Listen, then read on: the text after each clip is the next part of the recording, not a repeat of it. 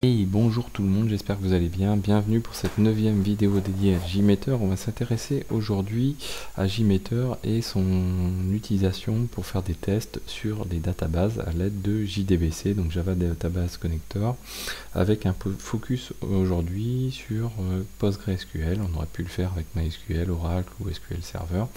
J'ai choisi PostgreSQL parce que voilà, j'ai déjà fait aussi une playlist sur PostgreSQL, donc n'hésitez pas à aller la consulter pour en savoir plus par rapport à ce moteur.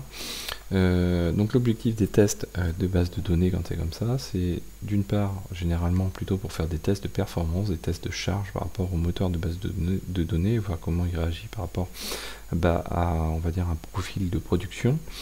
Et ce qui est possible aussi, c'est de l'utiliser, de l'intégrer dans un pipeline. Quand on déploie un nouveau microservice, par exemple, checker que tout va bien et que ce service peut être intégré dans la base de données qui correspond.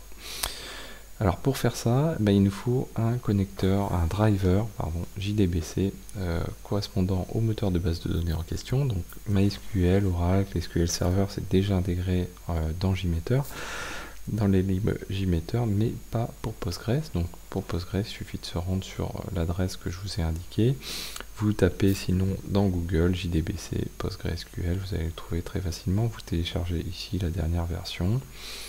Et une fois que c'est fait, vous rendez ici dans le répertoire lib de votre JMeter et vous récupérez le driver en question, vous le collez dans la lib.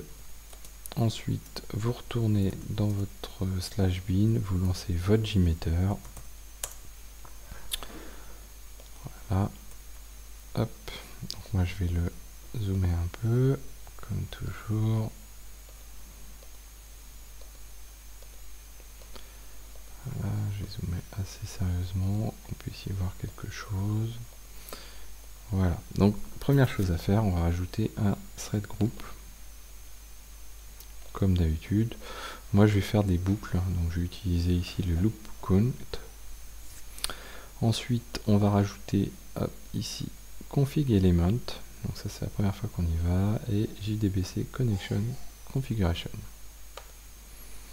Donc une fois qu'on est ici, c'est ici qu'on va pouvoir setter la configuration de connexion à notre database.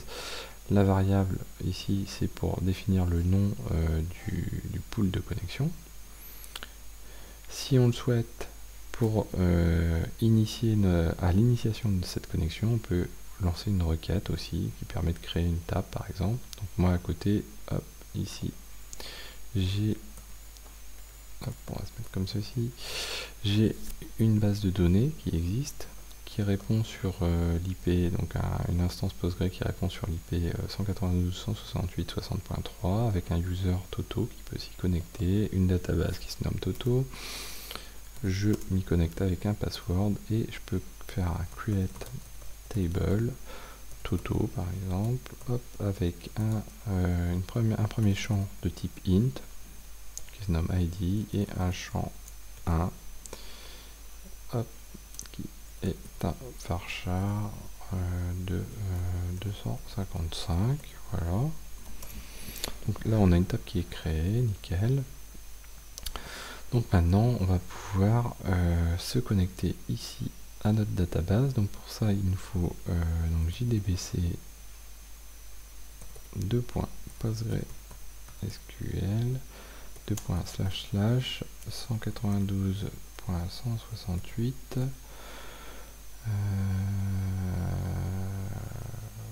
168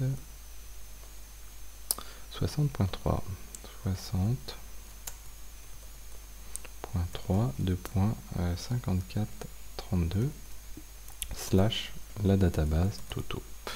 Donc voilà, en dessous on va indiquer le driver. Donc moi vous voyez qu'il y a du MySQL, il y a de l'Oracle et autres. Moi je vais choisir Postgres, le user Toto, le password Toto. Donc ça c'est pour la connexion. Donc ensuite on va rajouter ici un sampler de type JDBC. Donc le sampler, je vous le rappelle, c'est le moyen de passer des requêtes. Donc nous on va créer un premier sampler qui va être un insert, là c'est juste pour l'exemple. Donc un insert n'est pas un select, c'est pas un update, par contre c'est un callable statement. Et on va dire que on va faire un insert into Toto. Hop. Et là vous voyez on va passer 2 points d'interrogation pour passer des éléments en variable. C'est juste pour l'exemple.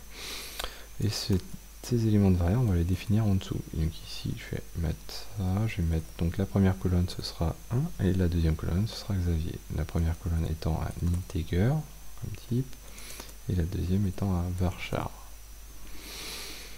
Voilà. On n'oublie pas ici de mentionner le pool en question.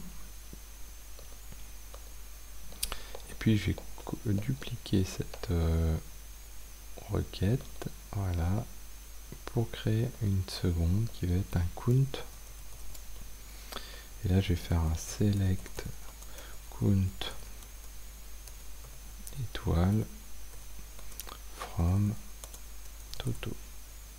Voilà, là j'enlève les paramètres puisqu'ils ne me servent à rien. Et je vais pouvoir maintenant, alors on va rajouter quand même des listeners. Bon, donc l'objectif étant de pouvoir analyser les résultats. Donc je vais mettre un tree et je vais mettre un graph result. Voilà. Donc là on est pas mal.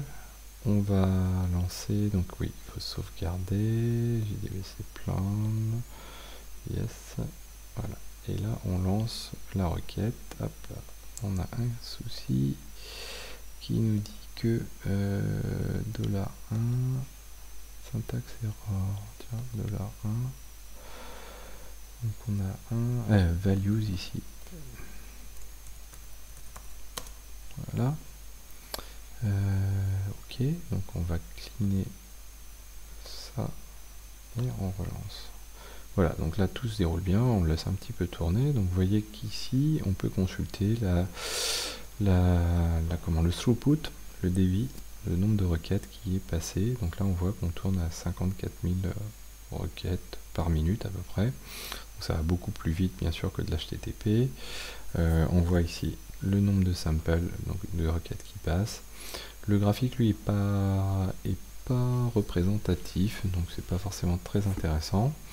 Donc on va s'arrêter, on va regarder un petit peu ce que ça donne en termes de requêtes. Donc si on regarde, si je prends un insert par exemple, ben, je vais avoir donc le sampler ici, toujours le même sampler un petit peu habituel.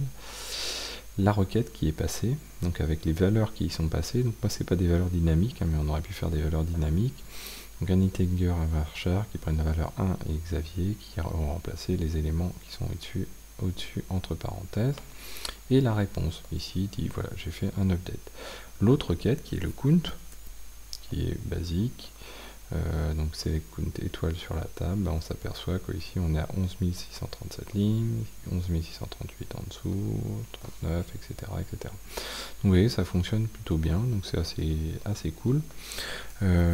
Voilà, donc le but c'était de vous montrer un petit peu cette utilisation, cette configuration pour pouvoir utiliser JDBC avec JMeter et tester un moteur de base de données.